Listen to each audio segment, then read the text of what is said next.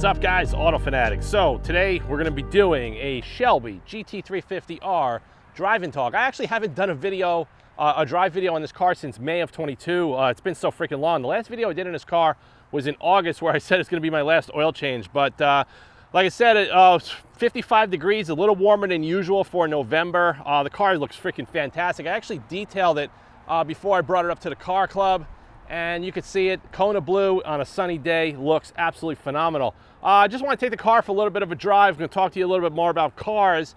And I actually fabricated a custom POV rig. So this is going to be the very first time that I'm trying it out, and I hope it works. And if you guys like the view of the video, if you guys actually feel like you're in the driver's seat, you got good perspective, post it in the comments below. I've been working on this for a while because having the camera on your head is very distracting and actually very dangerous to drive the car, especially aggressively on some public, private roads up here.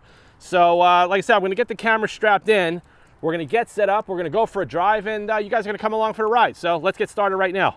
All right, guys. So we're all set up. This is actually really weird. And if you guys saw the rig that I created, I think you would actually think I'm absolutely out of my mind. But no, this is something that's I've been trying to perfect a POV style video for a while, but do it to a point where it's not distracting.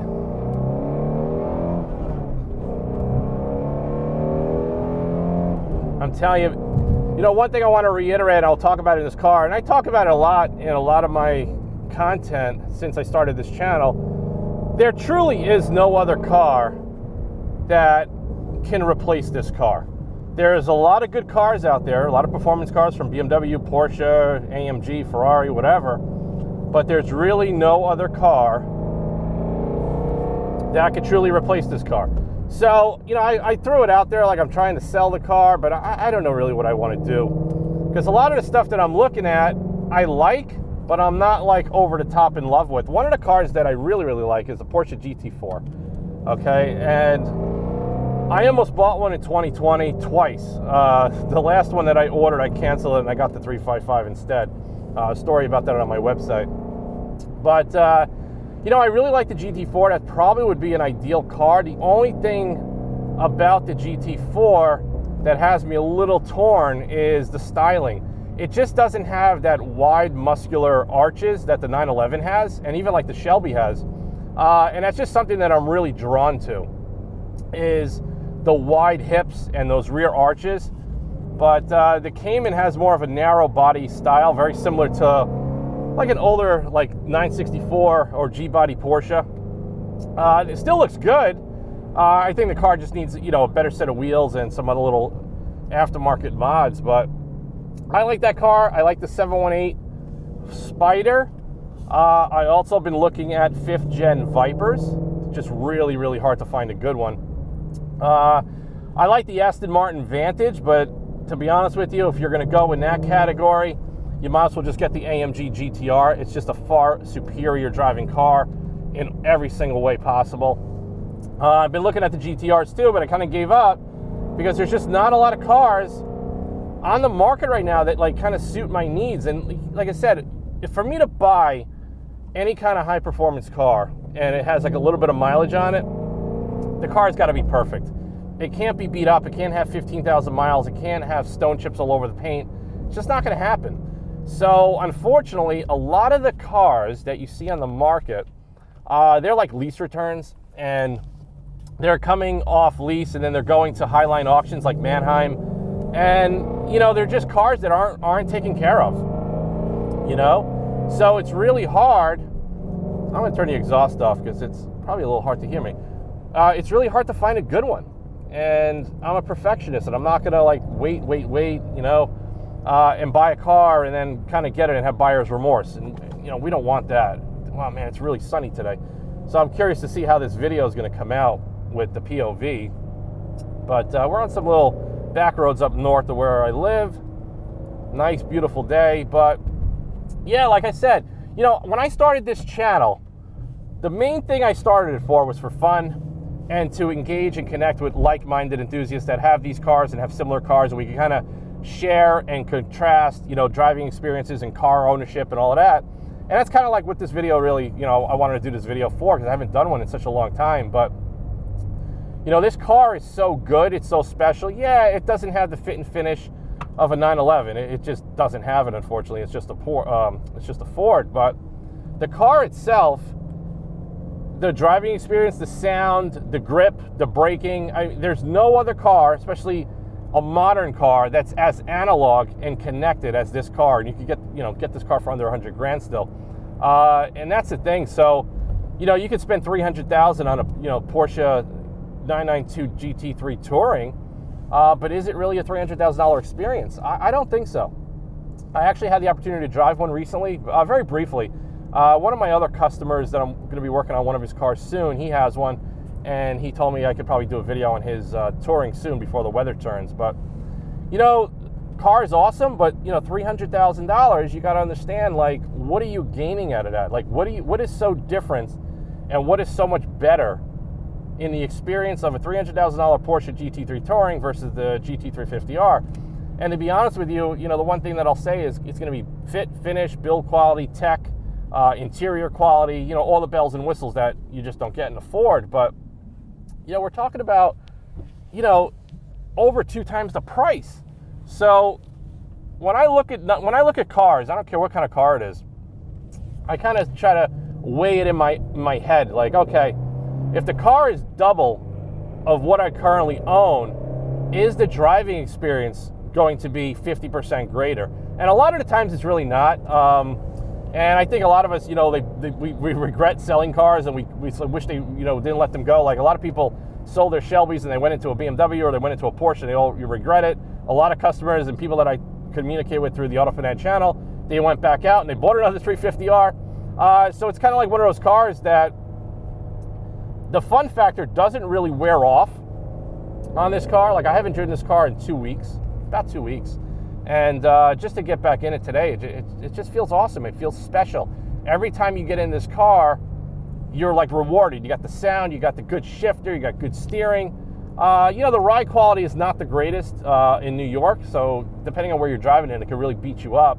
And that's another reason, like a Porsche, the chassis is far better. Better design, better materials, better suspension tuning. But I think, you know, for what you're getting in this car, it's one hell of a freaking experience, and it's one hell of a bargain. And, you know, I've said it for years, you know, these cars are definitely going to be desirable. This is the dying breed. They're never, ever going to make these cars again. And it's going to be one of those things now. You know, some of them are bringing, you know, good money. They've been bringing good money for like the last 2 years. A lot of people are making profits on these cars. But now the market is slowed down because we are in a recession, whether you want to hear it or not. I'm not going to really get into that. But so the biggest issue now with used cars, especially specialty cars, is getting a loan. So if you wanted to get a loan for a used car like this, and this is why it's deterring a lot of buyers and why the market is kind of like up and down, is if you don't have cash, you're not going to really be a player, because I don't think a lot of people are going to want to pay 7 to 10 or even 12% interest on a loan for a used car. And unfortunately, that's just the reality right now where we are, because of the banks. The interest rates keep going up, and it makes financing a car like this really, really complicated for anybody that's like, you know, middle class or hardworking class type of individual. They're not going to want to spend that kind of money, you know, in interest on a used car. It just doesn't make any sense. So that's why the market died out a little bit on these cars. It's gotten a little soft. But then you look at other cars, you look at Porsches, the market hasn't died out at all. And I just think it's a different demographic. You know, guys that are buying $300,000, $400,000, $500,000 Porsches, they have cash in the bank. They're not doing these, you know, finances at 7% or 10%. They're a totally different type of clientele. And of course, I had to get behind a dump truck right now, so I'm just gonna slowly mosey on back and let him get ahead of me for a little bit. Otherwise, I'm gonna go crazy trying to follow him. But I'm kind of curious to see how this video is gonna come out. Now, another thing too, when I shoot these POV videos or any kind of video in the car, now 99% of the time I do it on a nice bright sunny day. The problem is, depending on the slope of the windshield and the sun coming in, it creates a lot of glare and it blows out the video, and I just don't know how I could compensate for that or what I could do to kind of correct it. And if anybody knows out there, please, you know, let me know, because I would love to just improve these type of driving videos. But, oh God, this thing is just so good. And we're back to the dump truck again. So I'm gonna pull over here, and then, yeah, this guy couldn't go any slower.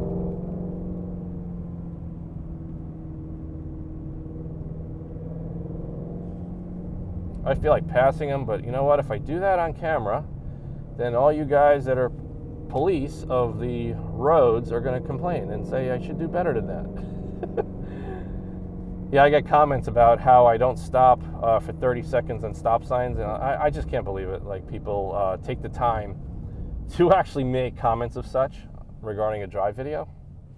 Or people go on my channel and they'll make comments about my loud exhaust and how I'm burning fuel. I just don't understand why you would be watching car videos. I just don't get it. But, all right, that guy's, I'm going to give him a little bit more time. But, you know, like I said, I'm looking at all these cars now. I found a GT4 that I really, really like. It has 1,000 miles on it. And they would possibly do a trade either for the Alpha or for this and, you know, do a partial trade. But I don't know. I'm just not 100% yet on a GT4. And I was watching some videos. Matt Farah, he just did the 4.5 liter Demand Motorsports conversion with the different gearing on his 718 Spider. And yeah, I would love to do that, but that's like another 40 grand on top of the price of the car.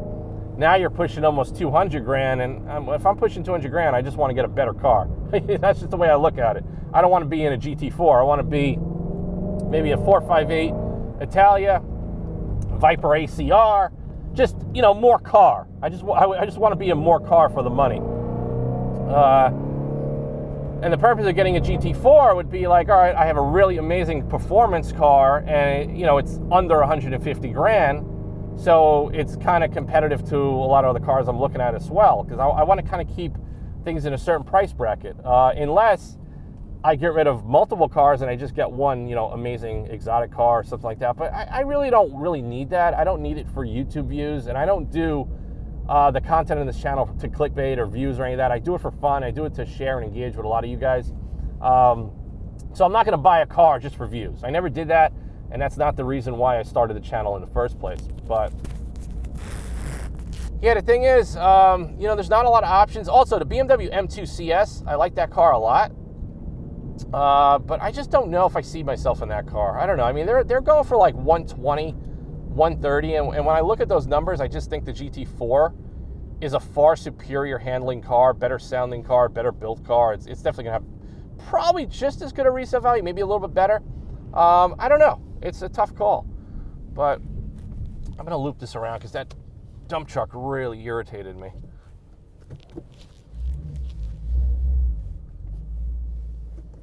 Everybody's looking at me like I'm nuts because I got a POV rig.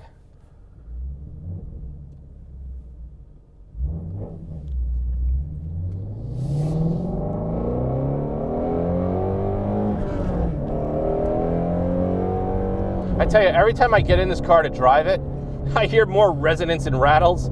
It's so freaking bizarre, but it's just the nature of this car. You know, this engine shakes the crap out of everything.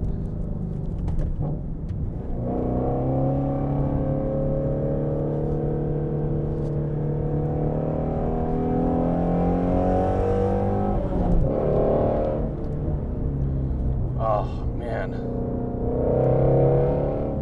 Problem today, there's just too many cars in this road. Man. So it's like you got to hit this road at the right time, and sometimes you don't hit it at the right time. All right, so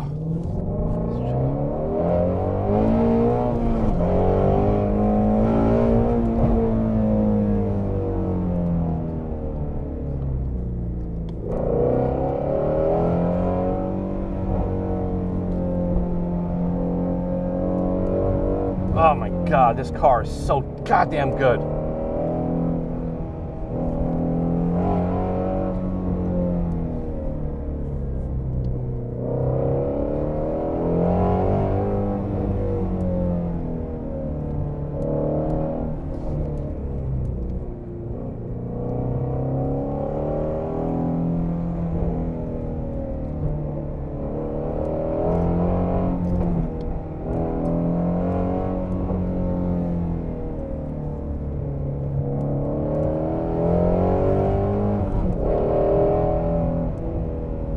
Remember I used to do those videos, this is why you buy that car? And this is exactly why you buy one of these cars. Oh man, even though just blasting through this road at 60, between 50 and 60, it's got my heart pumping.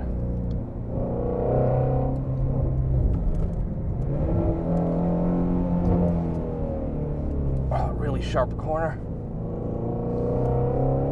This car has grip for days.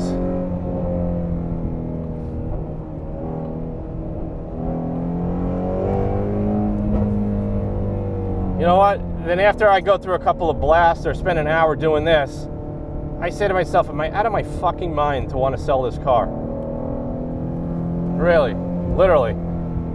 That's how freaking good this car is. And like I said, the GT4 is a little bit more of a tactical machine, you know, as far as handling, because it's a much smaller mid-engine car, but man, this car is freaking special. But like I said, post in the comments below. Let's talk about some cars. What do you think? What do you think are the cars I should look at, possibly to move on? I'm actually thinking about selling the Alpha too. You know, even though I love the car, the fact is that we're moving, you know, to an area where we're not going to have dealer support, and that poses a huge obstacle for us to keep that car and even my Stelvio. So, like I said, let me know what you guys think. Post in the comments below. Let's keep the conversation going, and thanks for coming along for the drive. I'm going to get this thing off, the camera was set off, and I'm going to go back and do this road a couple more times and enjoy the rest of my day. So thanks for watching. I'll see you guys soon.